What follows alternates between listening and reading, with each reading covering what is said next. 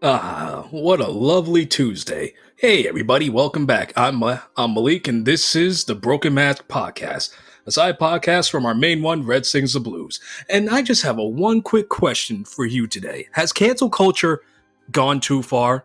Has cancel culture really become so toxic to the point where we just disagree with something, we have to cancel it? This makes absolutely no sense.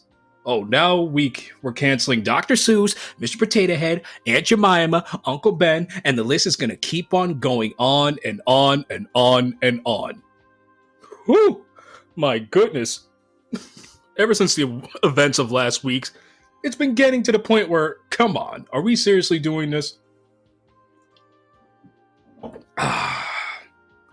Mr. Potato Head was canceled because it wanted to be inclusive, because due to certain communities.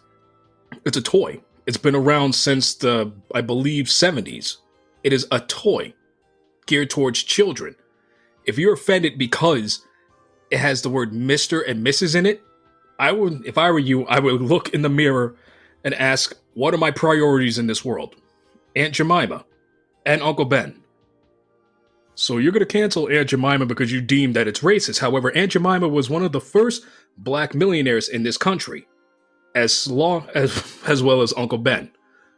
So why are we destroying history? Why is that? This is completely ridiculous. We're getting rid of our very own foundation that makes us great and unique. And now, recently, Dr. Seuss has been canceled. Wow. Dr. Seuss. Go dogs go. Green eggs and ham. I will not eat them on a sit. I will. No. And the Cat in the Hat.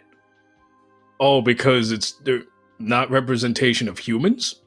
The Who's? Which are supposed to be humans? So you're going to cancel the Grinch that stole Christmas? We're going to cancel that too?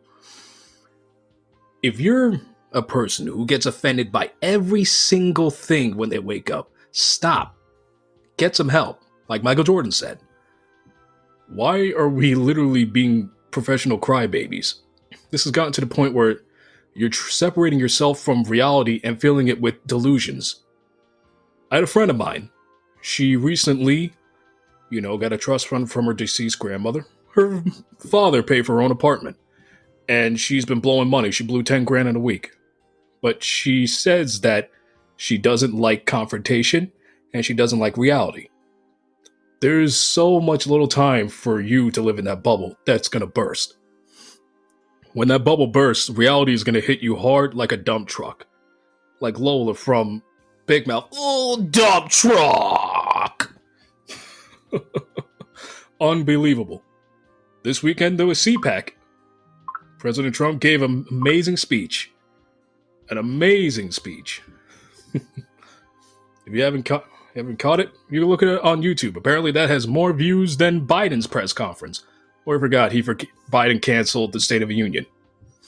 There's something going on, folks. There really is. Cancel culture. Why? So, let's just say we agree to disagree. So you're going to cancel me because I don't agree with your opinion? That's a little bit childish and petty. To the point where, why even have the conversation if you yourself will not listen to other people's views? If you can't listen, then we can't grow as a society. I understand that certain events may have an emotional toll in certain situations, but however, we have to move past it. Because we're not progressing, we're actually regressing. We're going backwards, we're not going forwards. They talk about unity, but yet they're dividing everybody else. Dividing to the point where this has gotten too ridiculous. To the point where, come on. So, I wonder what they're going to cancel next. Wonder what beloved children's icon's going to be canceled next. Mario? Oh, they cancel Mario. Ooh, Nintendo's going to go like, oh no, we're about to pop off. Sonic? Oh no, I bet there's a bunch of fans on the internet that will literally... Ooh, I'm not going to get into that. That's going to be our later on topic, is the Sonic franchise. With, I have a special guest coming on to the show. Dr. Seuss, The Cat in the Hat. Is it offensive?